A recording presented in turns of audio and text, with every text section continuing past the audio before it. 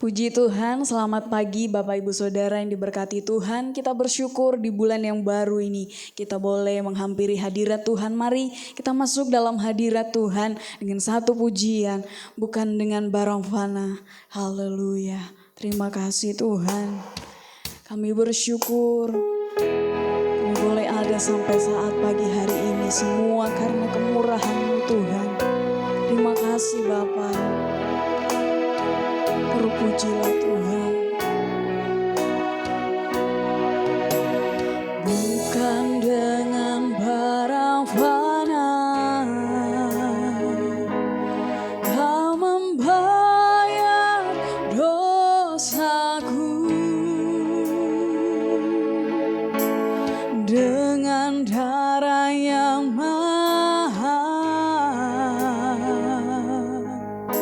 tiada noda dan celah. Bukan dengan emas perak Kau menebus diriku, oleh segenap kasih dan pengorbananmu, ku telah mati dan tinggalkan cara hidupku yang lama. Semuanya sia-sia dan tak berarti lagi. Hidup ini ku letakkan pada mezbah-Mu ya Tuhan.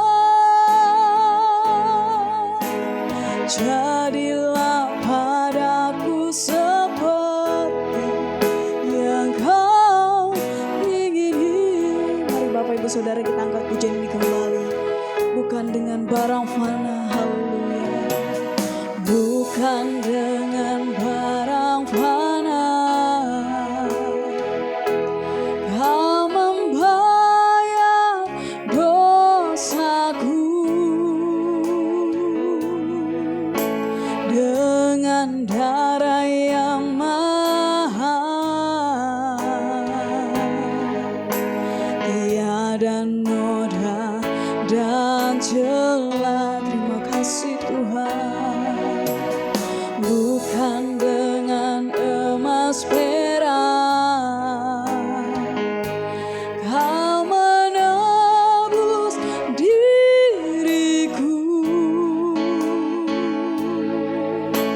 oleh segenap kasih dan pengorbananmu, ku telah mati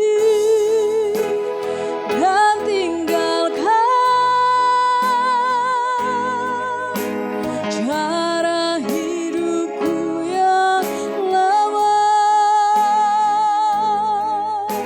Semuanya sia-sia dan tak berarti lagi. Hidup ini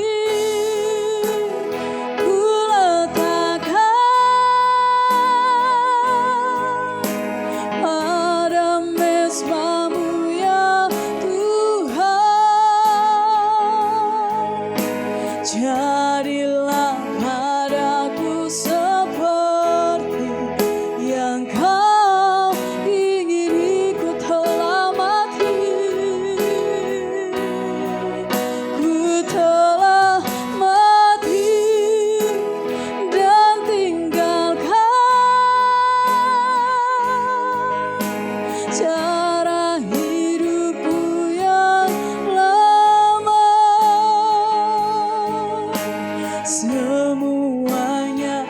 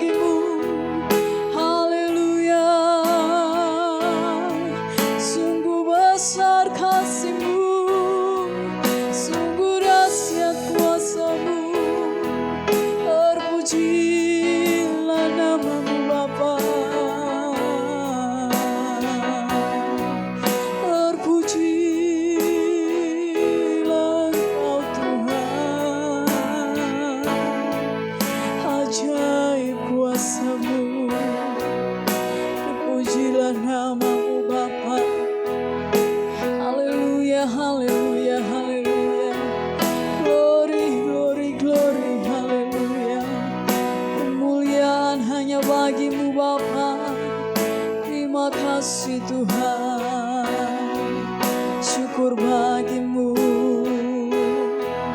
Haleluya, haleluya.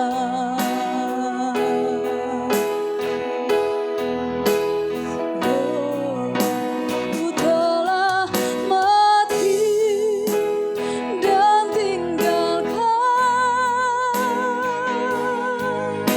cara hidupku yang lama.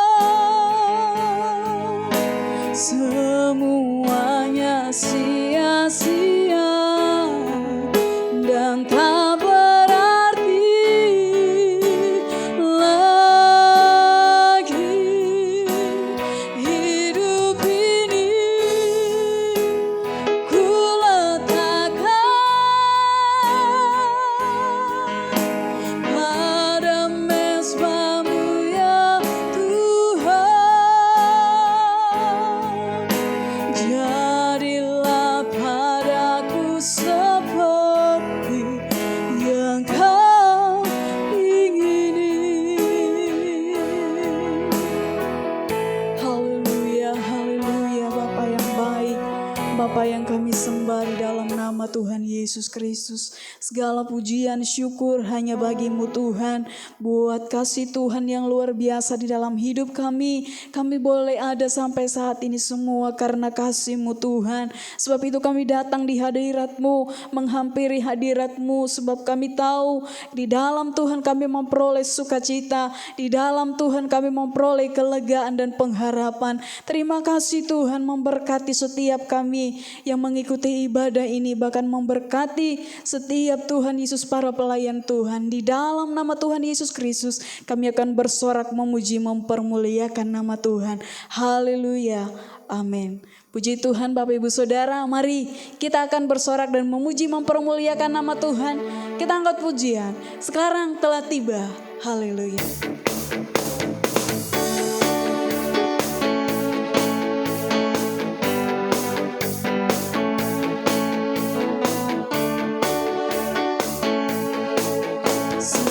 Sekarang telah tiba keselamatan dan kuasa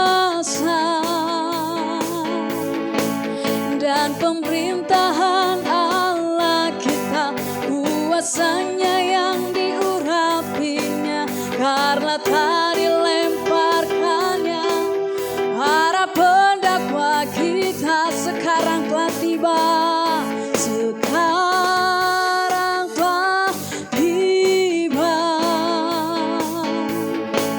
keselamatan dan kuasa dan pemerintahan Allah kita, kuasanya yang diurapinya karena tak dilemparkannya para pendakwa kita. Oleh darah anak domba, oleh kesaksian kita,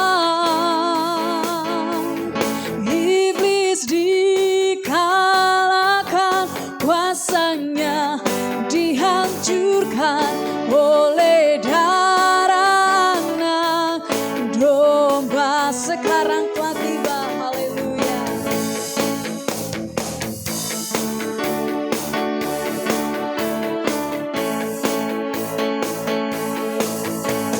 Sekarang telah tiba keselamatan dan kuasa dan pemerintahan Allah kita, kuasanya yang diurapinya karena tak dilemparkannya para pendakwa kita. Oleh darah anak domba, oleh kesaksian kita,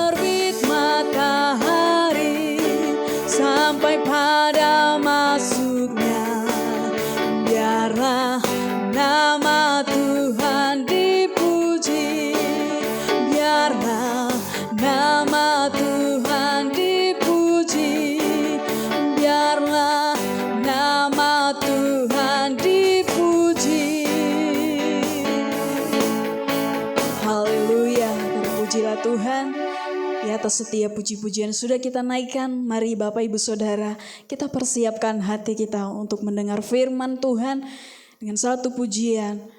Betapa besar kasih pengampunan-Mu Tuhan. Haleluya.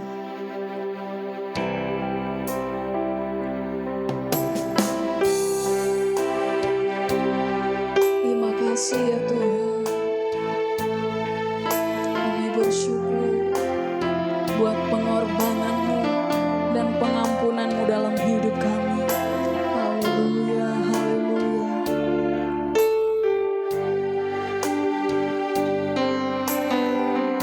Mari kita naikkan pujian ini.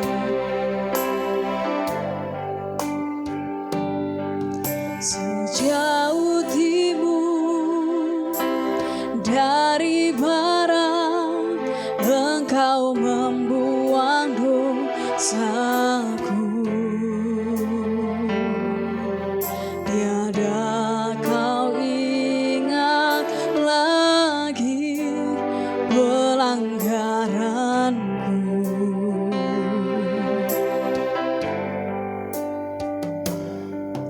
Jauh ke dalam tubir laut, Kau melemparkan dosaku. Tiada kau perhitungkan kesalahanku, betapa besar, betapa besar kasih pengampunan-Mu Tuhan. Tak kau pandang hina hati yang hancur.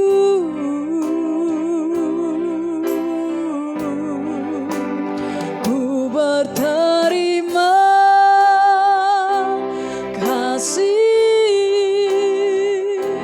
kepadamu ya Tuhan. Pengampunan yang Kau beri, pulihkanku, betapa besar, betapa besar kasih pengampunan-Mu Tuhan. Tak kau pandang hina hati yang hancur.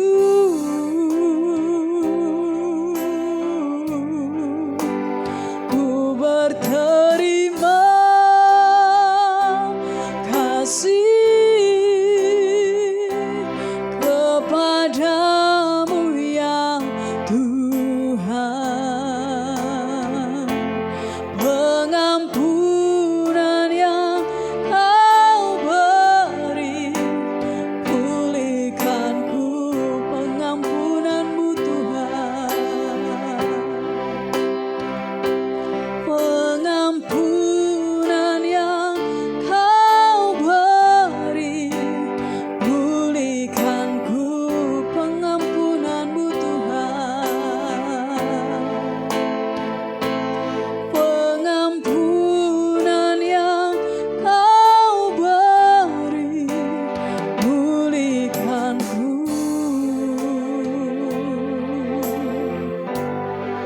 Haleluya, haleluya. Bapa yang baik, segala pujian dan syukur hanya kepada-Mu. Kami boleh ada sampai di pertengahan ibadah ini. Tuhan, sebentar kami akan mendengar firman Allah. Biarlah kiranya Tuhan kami persiapkan hati kami yang terbaik untuk firman-Mu, sehingga benih firman-Mu boleh tertanam dan berbuah lebat di dalam kehidupan kami. Berkati setiap kami, puji-pujian yang sudah kami persembahkan. Biarlah semuanya boleh guna hormat kemuliaan bagi nama Tuhan. Berfirmanlah Tuhan lewat hamba-Mu, urapi hamba-Mu firman-Mu dan urapi setiap firman yang boleh disampaikan bagi setiap kami Tuhan. Kami siap menerima berkat firman Tuhan. Di dalam nama Tuhan Yesus Kristus kami berdoa mengucap syukur. Haleluya. Amin. Kepada Ibu Gembala Pendeta Febe Asri dipersilakan.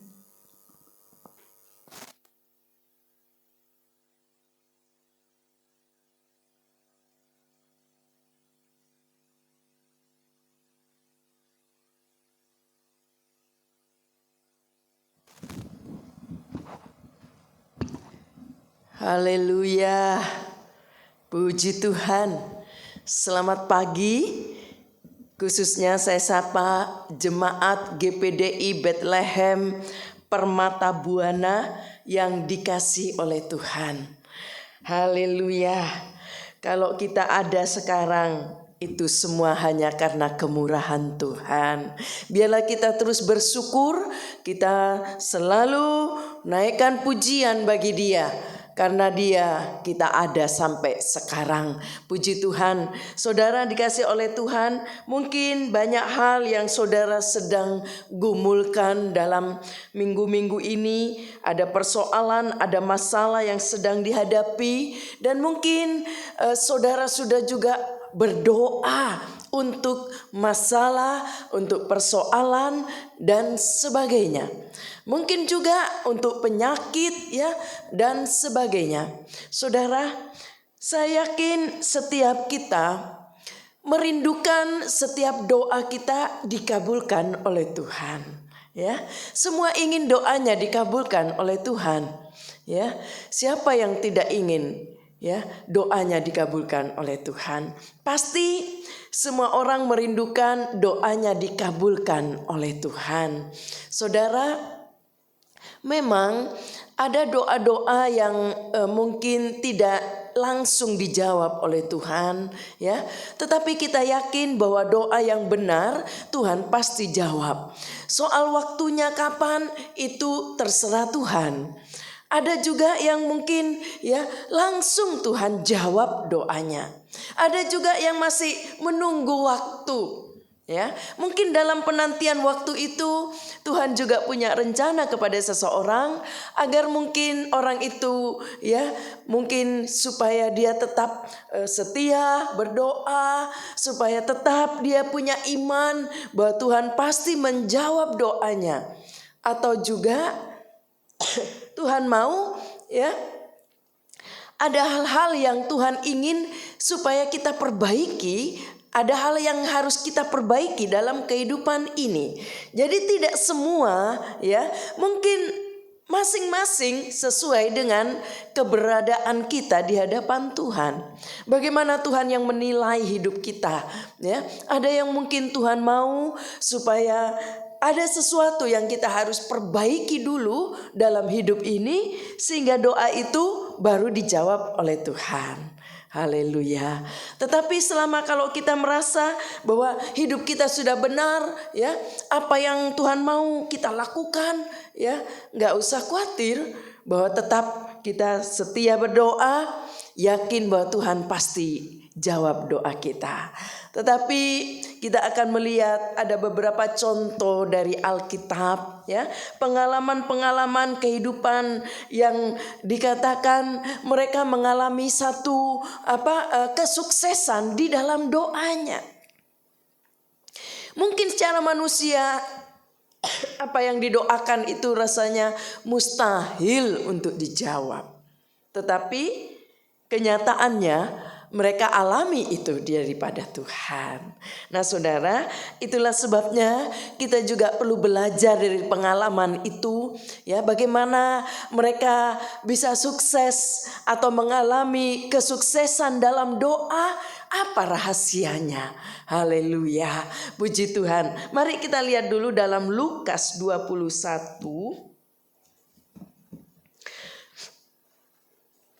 Lukas 21 ayat 36. Lukas 21 ayat 36.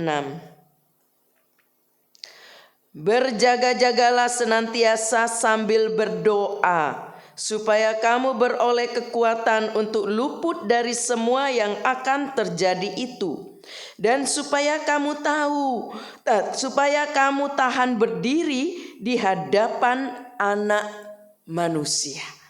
Ayat ini berkata, berjaga-jagalah senantiasa dan berdoalah. Supaya apa tadi dikatakan? Supaya kamu beroleh kekuatan untuk keluar dari semua yang akan terjadi itu. Kita bisa bertahan, kita bisa kuat menghadapi segala sesuatu. Kita butuh berdoa, kita perlu berdoa. Ya, saudara, selama kita hidup di dunia ini, ada hal yang masih kita harus hadapi. Mungkin juga kita harus menghadapi kesukaran, menghadapi tantangan, menghadapi godaan, ya, menghadapi ancaman dan sebagainya. Itulah sebabnya dikatakan berjaga-jagalah dan berdoalah, supaya kamu tahan menghadapi semua itu. Dengan kata lain, supaya kita mampu, supaya kita bisa keluar dari segala persoalan yang kita hadapi dengan kekuatan dari Tuhan. Kalau kita berdoa, itulah sebabnya perlu kita berdoa. Di dalam segala segi, apapun yang kita alami, kita perlu berdoa. Puji Tuhan. Mari kita mau belajar dari pengalaman-pengalaman yang dialami di dalam tokoh-tokoh di dalam Alkitab. Bagaimana mereka mengalami satu kesuksesan di dalam doa. Punya pengalaman di dalam doa. Ya, coba kita lihat dulu di dalam 1 Raja-Raja. Di dalam 1 Raja-Raja pasal yang ke-18 ayat yang ke-20 sampai 39, tetapi mungkin ini terlalu panjang kalau dibaca semua, ya. Ada beberapa hal yang perlu saya baca, tetapi nanti saya akan cuplik beberapa. Dalam pasal 18 mulai dari ayat 20, saya baca dulu beberapa ayat. Ayat 20. Ahab mengirim orang ke seluruh Israel dan mengumpulkan nabi-nabi itu ke Gunung Karmel. Lalu Elia mendekati seluruh rakyat itu dan berkata, berapa lama lagi kamu berlaku timpang dan cabang hati?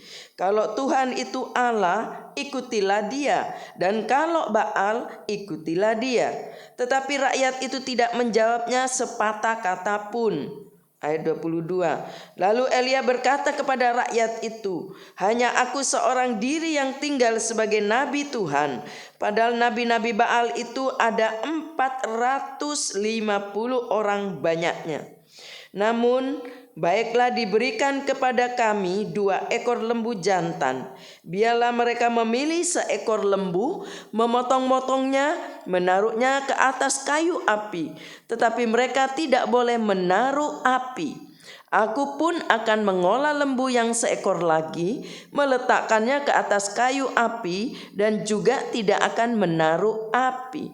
Kemudian biarlah kamu memanggil nama Allahmu, dan aku pun akan memanggil nama Tuhan. Maka Allah yang menjawab dengan api, dialah Allah. Seluruh rakyat menyaut, katanya, baiklah demikian. Kemudian Elia berkata kepada nabi-nabi Baal itu, pilihlah seekor lembu dan olahlah itu dahulu, karena kamu ini banyak. Sesudah itu panggillah nama Allahmu, tetapi kamu tidak boleh menaruh api. Mereka mengambil lembu yang diberikan kepada mereka, mengolahnya dan memanggil nama Baal dari pagi sampai tengah hari, katanya, ya Baal, jawablah kami. Tetapi tidak ada suara, tidak ada yang menjawab. Sementara itu mereka berjingkat-jingkat di sekeliling mezbah yang dibuat mereka itu. Pada waktu tengah hari Elia mulai mengejek mereka, katanya, panggillah lebih keras. Bukankah dia Allah? Mungkin ia merenung, mungkin ada urusannya, mungkin ia berpergian, barangkali ia tidur dan belum terjaga. Maka mereka memanggil lebih keras serta menoreh-noreh dirinya dengan pedang dan tombak seperti kebiasaan mereka, sehingga darah bercucuran dari tubuh mereka. Sesudah lewat tengah hari, mereka kerasukan sampai waktu mempersembahkan korban petang. Tetapi tidak ada suara, tidak ada yang menjawab, tidak ada tanda perhatian. Saudara, saya berhenti dulu di sini. Kalau kita angkat cerita ini, bagaimana Elia ya mengadakan satu ajakan ya, demonstrasi mungkin. Waktu saya baca ayat ini, wah, Elia ini luar biasa ya. Dia begitu beraninya ya menantang mereka ya. Sebab apa, Saudara? Apa yang Elia katakan ini gak masuk akal. Ya, kalau seseorang mempersembahkan korban, ya, ada kayu di situ, lalu ada lembu yang dipersembahkan di situ untuk dibakar, pasti membutuhkan api, bukan? Kalau ada api nggak masalah, tapi ini Elia berkata nggak boleh pakai api. Ada lembunya, ada kayunya, tetapi nggak boleh pakai api. Lalu Elia berkata, nanti siapa yang bikin korban itu? Kalau itu korban dilahap oleh api, datang api, berarti itulah Allah yang benar. Nah, Saudara, ini satu hal yang secara manusia mustahil, bukan? Ya, nggak masuk akal. Nggak ada api, mana bisa itu korban terbakar? Ya, tetapi itulah Elia. Mengapa Elia berani menantang berkata demikian? Sebab Elia memang tahu dia punya Allah yang benar, Allah yang sanggup melakukan segala perkara. Mungkin secara manusia mustahil itu tidak bisa, tetapi dia tahu bahwa Allah sanggup melakukan segala perkara. Elia yakin bahwa Allah sanggup mengirim api. Haleluya. Sebab dia tahu dia beribadah kepada Allah yang benar. Dia punya Allah yang sanggup melakukan segala perkara. Elia begitu punya iman yang teguh. Dia punya satu keyakinan yang teguh. Dia yakin kalau hidup dia benar, Tuhan pasti bela. Haleluya. Saudara, ya, yang dia tantang adalah dikatakan rakyat yang mereka percaya kepada nabi-nabi palsu tadi yang menyembah Baal. Ada 450 nabi palsu tadi ya. Nabi dari Allah Baal tadi dikatakan ada 450 orang nabi. Dan mereka benar-benar melakukan ya. Elia berkata, beri 2 lembu. 1 buat mereka, 1 buat saya. Dan benar, lembu itu dikatakan mereka sudah potong, sudah olah ya dari 450 nabi tadi, nabi Baal. Lalu dia mempersembahkan di atas kayu dan menaruh itu potongan lembu. Lalu dia mulai memanggil-manggil Baal dari pagi sampai siang. Gak dengar-dengar Baalnya gak datang-datang. Itu persembahan tadi ya, bakaran lembu yang ditaruh di atas kayu, nggak ada terbakar, nggak ada api yang datang. Dia lalu si Elia berkata, ayo panggil lagi Baalnya, Allahnya Baal, ayo panggil. Mungkin dia merenung, mungkin dia lagi tidur, mungkin dia lagi berpergian ya. Si Elia berkata, mereka menoreh-noreh sehingga badan mereka berdarah ya, dan bahkan dikatakan mereka kerasukan ya.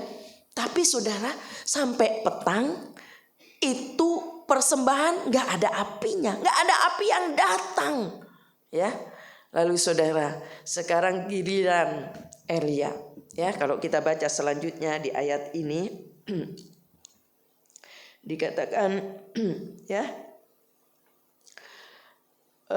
saya baca di ayat 30 Kata Elia kepada seluruh rakyat itu, "Datanglah dekat kepadaku." Maka mendekatlah seluruh rakyat itu kepadanya.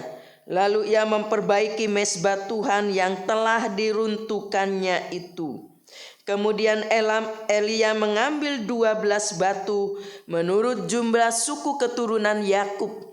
Kepada Yakub ini telah datang firman Tuhan, "Engkau akan bernama Israel." Ayat 32. Ia mendirikan batu-batu itu menjadi mezbah demi nama Tuhan dan membuat suatu parit sekeliling mezbah itu yang dapat memuat 2 sukat benih. Ia menyusun kayu api, memotong lembu itu dan menaruh potongan-potongannya di atas kayu api itu. Sesudah itu ia berkata, "Penuhilah 4 buyung dengan air dan tuangkan ke atas korban bakaran dan ke atas kayu api itu." Kemudian katanya, "Buatlah begitu untuk kedua kalinya." Dan mereka berbuat begitu untuk kedua kalinya. Kemudian katanya, "Buatlah begitu untuk ketiga kalinya." Dan mereka berbuat begitu untuk ketiga kalinya. Sehingga air mengalir sekeliling mezbah itu, bahkan parit itu pun penuh dengan air. Ayat 36. Kemudian pada waktu mempersembahkan korban petang, tampillah Nabi Elia dan berkata, "Ya Tuhan Allah Abraham, Ishak dan Israel, pada hari ini biarlah diketahui orang bahwa Engkaulah Allah di tengah-tengah Israel, dan bahwa aku ini hamba-Mu, dan bahwa atas firman-Mu lah aku melakukan segala perkara ini. Jawablah aku ya Tuhan, jawablah aku, supaya bangsa ini mengetahui bahwa Engkaulah Allah, ya Tuhan, dan Engkaulah yang membuat hati manusia tobat kembali." Ayat 38. Lalu turunlah api Tuhan menyambar habis korban bakaran, kayu api, batu dan tanah itu. Bahkan air yang dalam parit itu habis dijilatnya. Ketika seluruh rakyat melihat kejadian itu, sujudlah mereka serta berkata, "Tuhan dialah Allah, Tuhan dialah Allah." Saudara, perhatikan di sini. Bagaimana Elia mengalami atau punya pengalaman doa yang sukses. Ya. Kalau saudara lihat dan baca, ikuti tadi, ya. Doa Elia sederhana bukan? Enggak muluk-muluk, doanya juga tidak sampai mungkin berhari-hari doanya disebut satu-satu. Enggak, sederhana. Dan benar dia lakukan. Ya, dia potong itu lembu yang tinggal 1, lalu dia perbaiki mezbahnya, dia buat mezbah baru, dia perbaiki mezbah itu dan dia meletakkan kayu di situ, lalu potongan tadi lembu dia taruh di atas kayu. Lalu apa yang dia katakan, saudara? Berbeda dengan tadi yang nabi-nabi Baal tidak lakukan itu, tetapi Elia, ya, ini hal yang mustahil yang dilakukan lagi.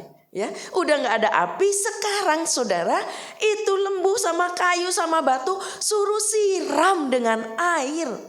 4 buyung dikatakan. Ya, suruh ambil 4 buyung air, suruh siram di situ, dan dia bikin mezbah, lalu dia bikin parit di samping mezbah supaya air itu yang dituang dari atas turun ke bawah tidak tumpah kemana-mana, ada di parit itu. Ya. Lalu dia perintahkan itu bukan 1 kali. Lalu kedua kalinya dia berkata lagi kepada orang-orang tadi, ulangi lagi seperti tadi. Ambil 4 buyung, siram lagi.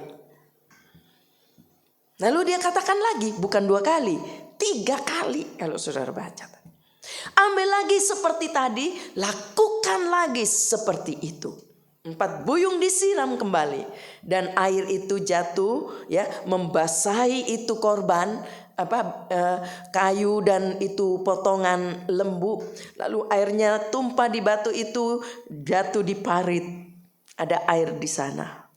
Saudara perhatikan di sini. Elia memanggil nama Tuhan. Allah yang dia yakini bahwa Allah sanggup menolong dia. Allah yang dia yakini Allah sanggup melakukan segala perkara yang secara manusia mustahil, tapi dia yakin Allah dapat lakukan itu. Dia memanggil Allah, ya Tuhan, jawablah doaku supaya mereka tahu siapa Engkau. Apa yang didoakan oleh Elia bukan untuk kemuliaan dirinya, untuk kepujian dirinya, tidak. Dia ingin supaya Allah disembah, Allah dipuji, dan biarlah orang boleh bertobat melihat Allah kita. Dia ingin nama Tuhan dipermuliakan. Doanya benar, bukan untuk kepujian diri sendiri, bukan untuk hawa nafsunya, ya, keinginannya sendiri, tetapi dia mau supaya nama Tuhan dimuliakan, supaya Allah boleh diakui oleh banyak orang.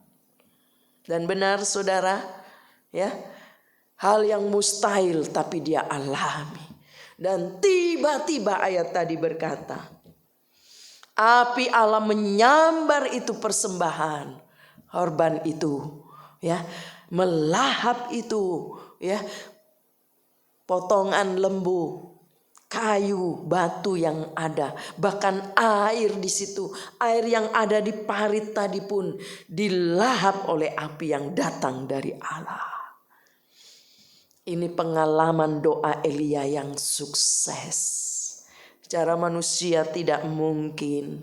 Kadangkala dalam kehidupan kita sehari-hari kita mengalami satu masalah yang mungkin kita akan berkata, masalahku lebih besar dari masalahmu. Kamu gak tahu masalah saya lebih besar. Saudara, masing-masing mungkin punya masalah berbeda satu sama lain. Kita boleh akui bahwa itu mungkin besar bagi kita, tetapi bagi Allah tidak ada yang mustahil. Allah dapat melakukan segala perkara. Kita boleh berkata itu besar, itu tidak mungkin, tetapi bagi Allah tidak ada yang mustahil. Ya, seperti yang dialami oleh Nabi Elia. Ya, tiba-tiba, ya, api menyambar. Dan saudara, lewat peristiwa ini, lewat kejadian ini, lalu dikatakan rakyat itu tadi yang menyaksikan, mereka mulai datang dan mereka mengakui bahwa Allah itu yang benar. Allahnya Elia itu yang benar. Haleluya. Kerinduan Elia terjawab. Dia ingin supaya mereka tahu siapa Allah yang benar. Dan mereka supaya bertobat dikatakan. Haleluya. Nah saudara, kalau kita perhatikan di sini, mengapa, ya, apa sebabnya Elia dapat mengalami pengalaman yang luar biasa tadi, ya, doa yang sukses tadi. Saudara, kalau kita perhatikan di sini, mungkin orang tidak terlalu memperhatikan hal ini, tetapi bagaimana di dalam ayat 30 kalau kita perhatikan, sebelum Elia melakukan, ya, sejauh itu sampai kepada selanjutnya, kalau saudara perhatikan di sini di ayat 30, apa yang dilakukan oleh Elia di awal?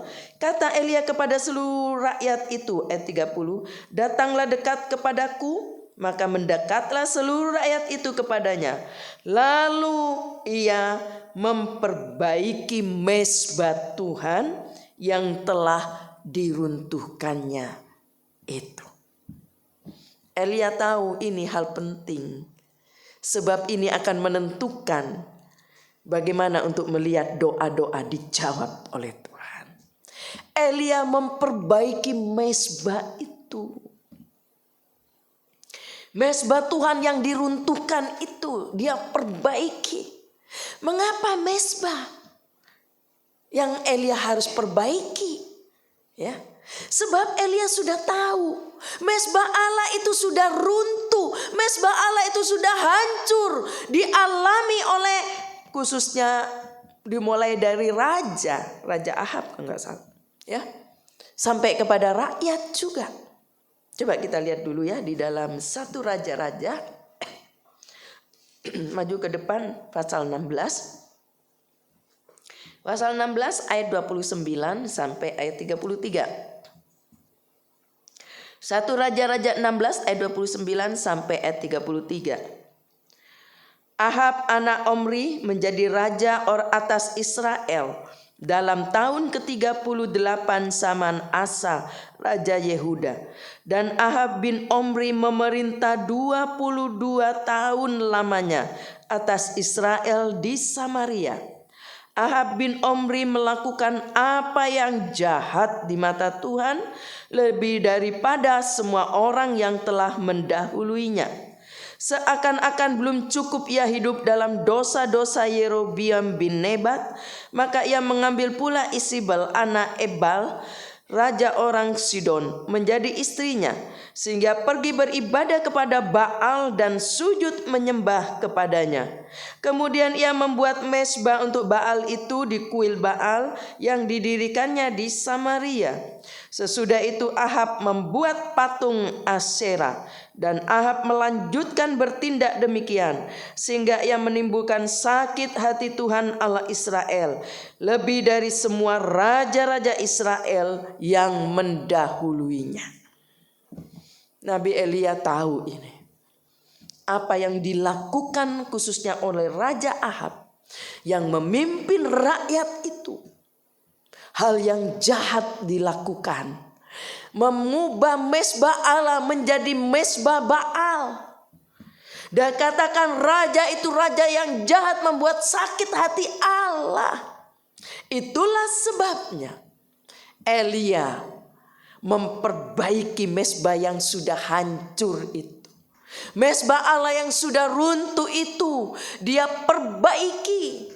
Haleluya. Saudara, apa penyebabnya? Mengapa mezbah itu menjadi runtuh? Mengapa mezbah itu menjadi hancur? Tadi kita sudah baca, ya, bahwa mereka melakukan yang jahat di mata Tuhan. Bahkan dikatakan berpasangan dengan gelap dan terang. Berpasangan dengan kekafiran. Dikatakan dia mengambil istri Isabel, bergandeng dengan gelap, dengan kekafiran. Terang dengan gelap mana bisa bersatu, saudara? Ya, kalau ada terang, gelap akan pergi. Ya, kalau ada terang, di situ gelap tidak bisa bersatu dengan terang. Ya, saudara, itulah seringkali dikatakan berpasangan juga perlu perhatikan baik-baik, ya, sebab terang dengan gelap tidak bisa bersatu.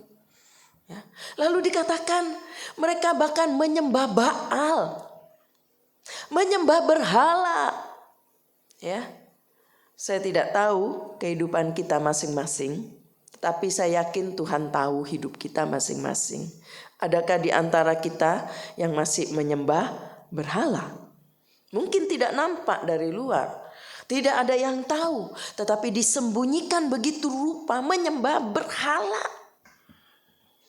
Menyembah mungkin patung-patung, menyembah apapun yang dianggap itu keramat dan sebagainya. Ini yang dilakukan oleh Ahab, Raja Ahab. Bahkan dikatakan Raja Ahab menggantikan mezbah Tuhan dengan mezbah Baal. Luar biasa jahatnya Ahab ini. Ya, luar biasa hal yang dibuat oleh Raja Ahab. Ahab menyakitkan hati Allah. Semua ini melambangkan berhala akhir zaman, yaitu keduniawian, ya, kekafiran, ya, mungkin modernisasi dan sebagainya, sehingga nampaknya sepertinya itu rohani, tetapi sebenarnya materialistis mungkin, ya, pikirannya cuma uang-uang, kelihatannya rohani. Inilah berhala akhir zaman. Mungkin keduniawian, kekafiran masuk. Nah, saudara, kalau kita melihat seperti firman Allah katakan dalam Yakobus, coba kita baca. Yakobus, ya. Kompromi dengan dunia adalah musuh Allah, ya. Kompromi dengan dunia adalah musuh Allah. Mari kita baca di dalam Yakobus pasal 4. Yakobus 4 ayat 4. Yakobus 4 ayat 4. Hai kamu orang-orang yang tidak setia, tidakkah kamu tahu bahwa persahabatan dengan dunia adalah permusuhan dengan Allah? Jadi barang siapa hendak menjadi sahabat dunia ini, ia menjadikan dirinya musuh Allah. Dikatakan ayat ini, ya. Orang yang tidak setia, dikatakan di sini bahwa persahabatan dengan dunia adalah permusuhan dengan Allah, ya. Dikatakan tidak bisa kompromi dengan dunia. Kompromi dengan dunia, dengan kekafiran, dengan dosa adalah musuh Allah, dikatakan. Ya, saudara, itulah sebabnya tadi saya sudah katakan bahwa gelap dengan terang itu tidak bisa bersatu, ya. Coba kita lihat 2 Korintus 2 Korintus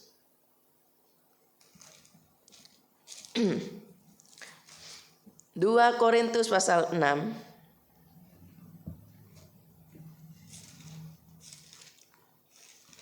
2 Korintus pasal 6 ayat 14 sampai ayat yang ke-18. Maaf ya sebentar saudara, saya salah ambil. 2 Korintus 6 ayat yang ke-14. Janganlah kamu merupakan pasangan yang tidak seimbang dengan orang-orang yang tak percaya. Sebab persahabatan apakah terdapat antara kebenaran dan kedurhakaan? Atau bagaimanakah terang dapat bersatu dengan gelap? Persamaan apakah yang terdapat antara Kristus dan Belial? Apakah bagian bersama orang-orang percaya dengan orang-orang tak percaya?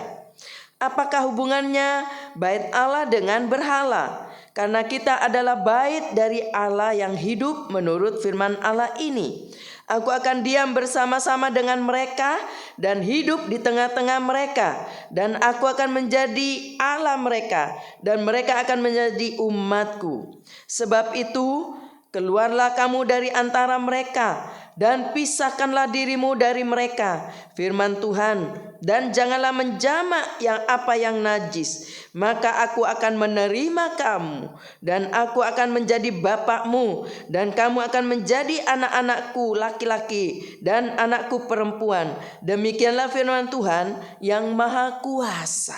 Ya, ayat ini berkata, ya, apa hubungannya gelap dengan terang? Nggak bisa bersatu. Tetapi ayat ini mengingatkan kita. Ya, di sini bahkan dikatakan sebab itu keluarlah kamu, ya, dari antara mereka. Ayat 17, pisahkan dirimu. Dengan kata lain, mari kita bertobat.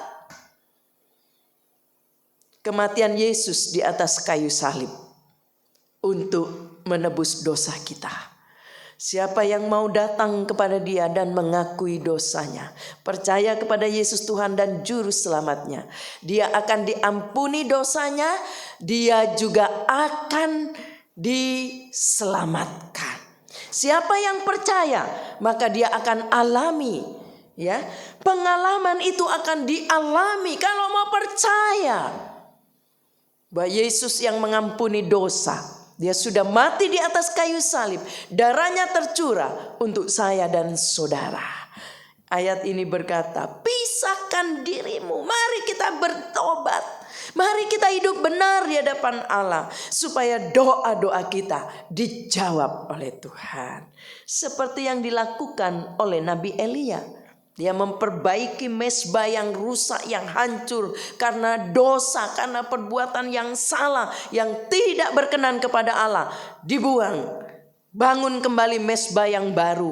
Elia melakukan mezbah, membuat mezbah yang baru, buat mezbah Allah.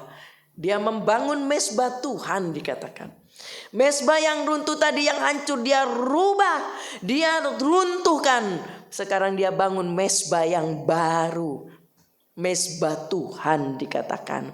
Nah saudara, kalau kita perhatikan ya, bagaimana di dalam tabernakel dikatakan ada 2 mesbah di tabernakel ya. Ada 2 mesbah. Yang pertama yaitu mesbah korban bakaran. Mesbah dupa yang kedua. Ada 2 mesbah ya. Nah saudara, mesbah korban bakaran ini berbicara mesbah melambangkan hidup pertobatan ya. Hidup kita sekarang mau bertobat, kita buang yang lama, bangun mesbah yang baru. Dengan kata lain, ada pertobatan. Kita datang kepada Yesus, kita mau akui segala dosa dan salah, minta ampun kepada Dia, Dia akan ampuni. Sebab Yesus mati di atas kayu salib untuk menebus dosa kita. Ya, jadi mesbah ini melambangkan hidup pertobatan. Bagaimana dasar pertobatan kita? Ya, apakah dasar pertobatan kita sebab terpaksa?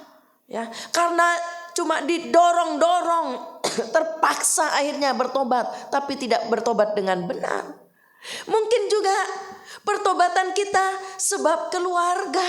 Ya, keluarga karena begitu ya udah ikut-ikutan. Atau juga karena ikut-ikutan teman, ya. Atau juga karena pertobatannya ada tujuan yang salah. Ada motivasi-motivasi yang salah. Ya, saudara, semua itu harus diperbaiki. Amin. Haleluya. Harus disembuhkan. Yang hancur tadi, yang rusak tadi harus diperbaiki, harus disembuhkan. Perlu pertobatan. Haleluya. Supaya doa-doa kita dijawab oleh Tuhan. Haleluya. Supaya kita mengalami doa yang sukses. Doa yang secara manusia mustahil. Tapi bagi Allah tidak ada yang mustahil. Haleluya. Ya, harus diperbaiki dulu, disembuhkan. Selama masih sakit rohaninya atau luka batin, ya, ada hal-hal yang mungkin dendam, kebencian, tidak bisa mengampuni orang lain, tidak bisa melepaskan kesalahan orang lain. Ada akar kepahitan yang masih dibiarkan dalam hidup ini. Ini istilahnya sakit rohani, luka batin. Pasti doanya akan terhambat. Ya, doanya akan terhambat. Tetapi seperti yang dilakukan oleh Nabi Elia menghancurkan itu mesbah yang rusak. Dia bangun kembali mesbah Tuhan. Dan di situ mujizat terjadi. Ada satu perubahan. Ya, itulah sebabnya kalau ingin doa-doamu dijawab oleh Tuhan.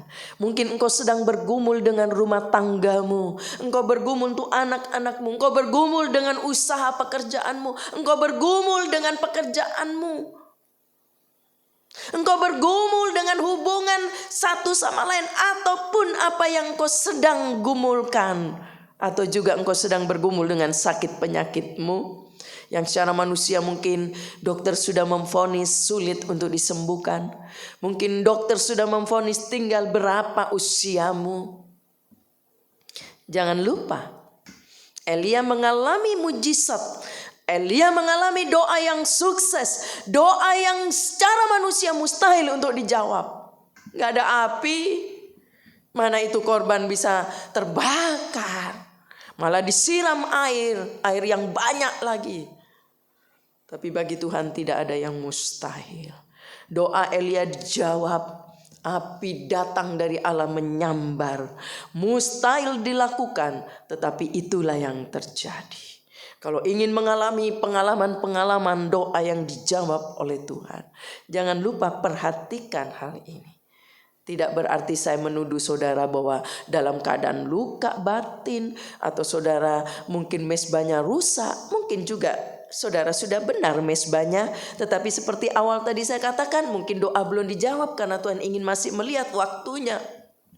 Ingin melihat saudara tetap bergumul setia, tidak meminta kepada Tuhan. Masih punya iman gak kalau belum dijawab? Atau juga mungkin karena mezbah kita yang harus diperbaiki. Yang tahu cuma kita dengan Tuhan. Orang lain gak tahu apa yang kita alami. Apa yang kita kerjakan mungkin tersembunyi. Tetapi di mata Tuhan tidak ada yang tersembunyi. Kalau ada luka-luka rohani, mari sembuhkan dulu. Ya, supaya doa kita tidak terhambat. Ya, ada akar kepahitan, dendam, lepaskan, ampuni. Supaya doa kita tidak terhalang. Haleluya. Perbaiki juga berarti dibangun kembali.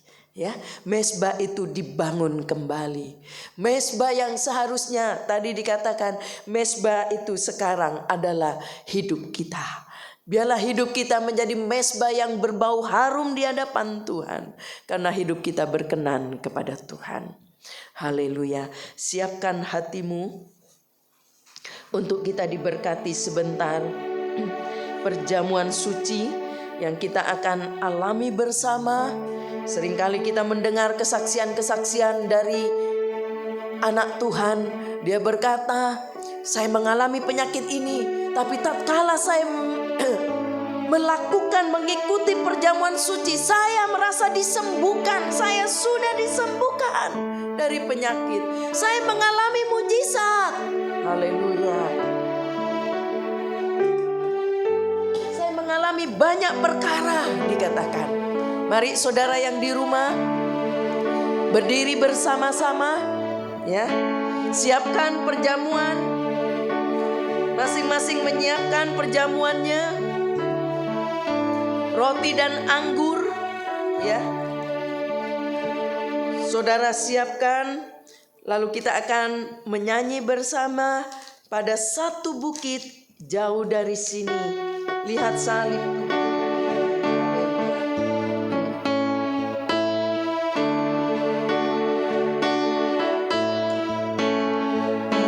Pada satu bukit jauh dari sini, lihat salib Tuhan berdiri. Sepotong kayu kasar, tanda dosa besar. Di sana Tuhan ku telah mati. Ku datang pada salib itu. Ku ingat cintanya Tuhanku. Ya, ku jatuh pada kakinya. Sana ku dapat ampun dosa. Bait kedua, oh kayu yang kasar. Oh kayu yang kasar, dihinakan dunia, bawa kelepasanmu tetap.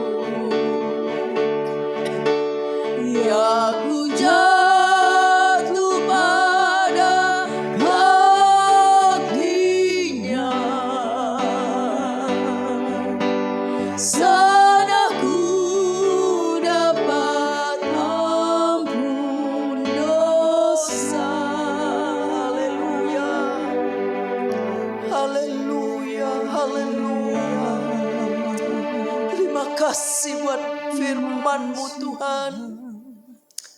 Kami diingatkan kembali bahwa bagi Allah tidak ada yang mustahil.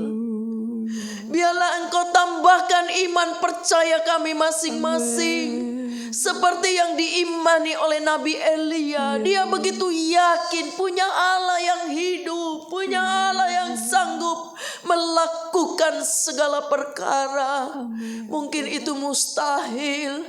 Ada resiko bagi Nabi Elia. Kalau itu tidak terjadi, maka mungkin namanya dia akan jelek. Tapi Elia yakin bahwa Tuhan yang dia sembah, Tuhan yang hidup. Haleluya. Dan Nabi Elia tahu rahasianya untuk melihat doa yang dijawab oleh Tuhan. Dia memperbaiki mezbah yang rusak. Dia bangun kembali mezbah yang benar di hadapan Tuhan. Dia membangun mezbah Tuhan. Haleluya. Tuhan, Engkau lihat, Engkau selidiki setiap hati kami masing-masing. Kalau ada hal-hal yang menjadi penghalang doa-doa terhambat, doa-doa tidak mungkin belum terjawab karena ada hal-hal yang salah di hidup ini, ingatkan kami. Biarlah kami boleh pisahkan kata firman Allah. Kami boleh ambil tindakan untuk melepaskan, membuang, menghancurkan yang salah, tetapi membangun mezbah yang baru. Tuhan, tolong kami, selidiki setiap hati kami. Terima kasih Tuhan. Sebentar kami akan diberkati oleh perjamuan kudus. Biarlah Tuhan Engkau kuduskan setiap kami. Layakkan kami untuk menerima berkat-Mu. Firman Allah berkata, siapa yang menerima roti dan anggur sebagai lambang tubuh dan darah Yesus dengan benar, maka dia akan diberkati oleh Allah. Yang sakit akan disembuhkan, yang mengalami persoalan yang berat akan alami mujizat. Tetapi firman Allah juga berkata, siapa yang makan dan minum dengan tidak benar, maka dia juga akan menerima hal yang Tuhan hukum di dalam hidupnya. Mari Tuhan, ampuni setiap kami semua, layakkan kami di hadapan Allah.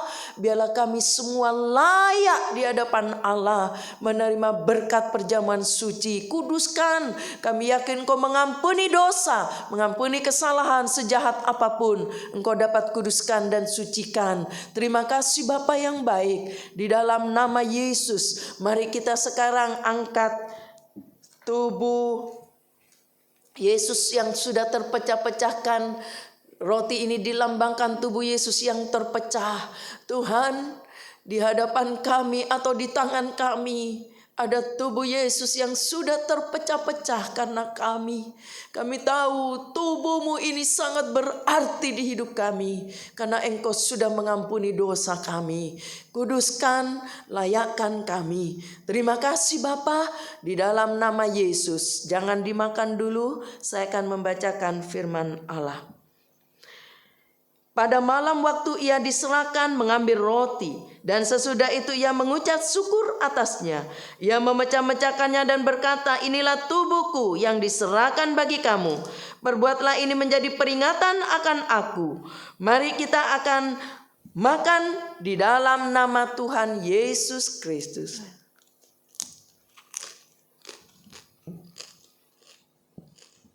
Terima kasih Tuhan. Tubuh menyatu dengan tubuh kami. Sebab kami percaya Yesus mati karena dosa kami. Kami percaya Engkau mengampuni dosa kami, melayakkan kami. Terima kasih buat pengorbanan-Mu. Terima kasih Tuhan. Mari kita angkat anggur sebagai lambang darah Yesus dengan tangan ke atas. Demikian juga ia mengambil cawan sesudah makan, lalu berkata, cawan ini adalah perjanjian baru yang dimeteraikan oleh darahku. Perbuatlah ini setiap kali kamu meminumnya menjadi peringatan akan aku. Sebab setiap kali kamu makan roti ini dan minum cawan ini, kamu memberitakan kematian Tuhan sampai ia datang. Mari kita minum dalam nama Tuhan Yesus Kristus. Terima kasih Tuhan Yesus. Darah-Mu juga menyatu dengan darah kami. Darah Yesus tercurah karena dosa kami. Terima kasih Tuhan. Terima kasih. Kalau Engkau tidak mati di atas kayu salib, kalau darah-Mu tidak tercurah untuk kami, apa jadinya kami Tuhan? Kami akan binasa. Tapi terima kasih, Engkau sudah mengampuni dosa kami. Kami sudah ditebus oleh darah Yesus. Terima kasih Tuhan. Terima kasih Bapak yang baik. Engkau memberkati setiap umat-Mu yang sudah menerima perjamuan suci. Kalau ada yang sakit, Engkau sembuhkan di dalam nama Yesus. Yang dalam persoalan masalah, urusan rumah tangga, urusan pekerjaan, apapun yang dialami, ada yang mungkin kesukaran keuangan, mencari pekerjaan, apapun yang dialami, di dalam nama Yesus Tuhan tolong. Terima kasih Bapa, Engkau berkati rumah tangganya, anak-anaknya, keluarganya diberkati, usahanya diberkati, pekerjaannya diberkati, pelayanannya diberkati, apa saja yang dikerjakan tangannya diberkati Tuhan. Anak-anak balita, anak-anak sekolah minggu juga diberkati Tuhan. Sehat-sehatkan mereka, lindungi, jaga mereka. Biarlah semua terlindungi karena Tuhan. Tuhan jagai, berikan hikmat bagi mereka di dalam nama Yesus.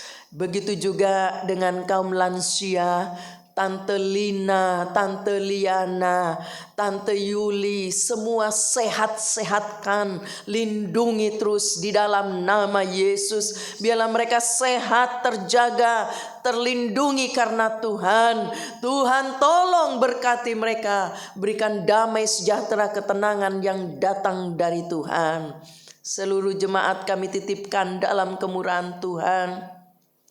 Siapapun juga yang ikut ibadah online ini, berkati mereka juga, sehat-sehatkan mereka di dalam nama Yesus. Tolong persoalan mereka juga. Terima kasih Bapa. Kalau ada jemaat yang berulang tahun pernikahan, ulang tahun kelahiran, Tuhan berkati mereka dengan kesehatan, panjang umur, bahkan damai sejahtera, ketenangan dalam keluarga. Engkau berkati di dalam nama Yesus. Semua yang ikut terlibat dalam pelayanan online ini, berkati mereka semua. Ketulusan mereka melayani Tuhan, berkati di dalam nama Yesus. Tangan-tangan yang sudah memberi untuk pekerjaan Tuhan, untuk kas gereja, para donatur gereja, mereka-mereka yang mengembalikan milik Allah perpuluhan, Engkau sanggup membuka tingkap langit, memberkati yang percaya. Terima kasih Tuhan. Kalau ada jemaat yang sedang di luar kota karena tugas pekerjaan, karena ada hal yang dikerjakan atau sedang berlibur karena liburan panjang, Tuhan sehat-sehatkan, lindungi mereka semua, berkati mereka di dalam nama Yesus. Yang sedang opnam di rumah sakit, Tuhan juga jama di dalam nama Yesus, sehingga segera keluar dari rumah sakit dan sehat kembali di dalam nama Yesus. Terima kasih Tuhan. Terima kasih Bapak yang baik. Kiranya Tuhan terus menyertai negara kami, ketenangan, damai, tenang. Engkau kiranya juga memberkati Bapak Presiden, Wakil, dan seluruh aparat negara. Biarlah mereka sanggup melakukan tugas yang berat dengan hati yang takut kepada Tuhan. Terima kasih Bapa yang baik. Terima kasih Tuhan. Kalau ada keluarga-keluarga yang merindukan keturunan, bagi Tuhan tidak ada yang mustahil.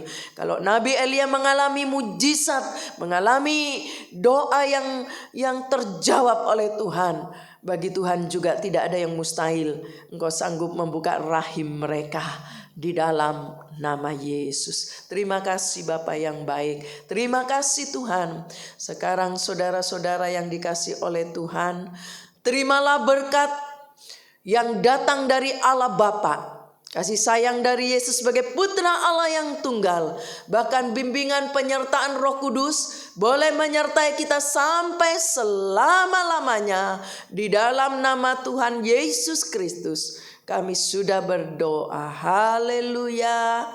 Amin. Puji Tuhan, Tuhan memberkati. Selamat pagi. Ibadah berjalan seperti biasa di gereja jam 8 pagi.